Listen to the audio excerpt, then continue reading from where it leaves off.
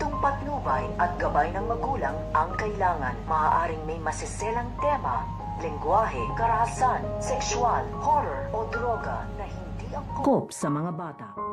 Pinagdududahan ang pagbabago nito nga ni Moira dahil pinaghihinalaan nga nila dito na ito nga daw si Moira ay nagpapanggap nga lang daw itong nagbabagong buhay na nga daw ito at nagpapakabait dahil pinakita na nga dito nito nga ni Moira ang kanyang pagbabago dito nga kay Giselle at dito nga kay Lilet. Kaya nagdududa nga dito ito nga sila Lilet at ito nga si Giselle na hindi pa nga daw dito nagbabago ng tuluyan ito nga daw si Moira. Pero dahil nga sa medical mission na ginawa ng Epic Hospital dito nga sa kulungan ay dito nga nila makikita ang mga kinikilos nito nga ni Moira. Kaya mas lalo nga nila ditong pinagdudahan ito nga si Moira na hindi pa nga daw ito nagbabago at hindi pa nga rin daw ito mabait dahil sigurado nga sila dito na meron nga daw pinaplano ito nga daw si Moira. So pakakaabangan nga natin dito kung totoong nagbago na nga ba ito nga si Moira at magtutuloy-tuloy na nga ba dito ang kanyang pagiging mabait.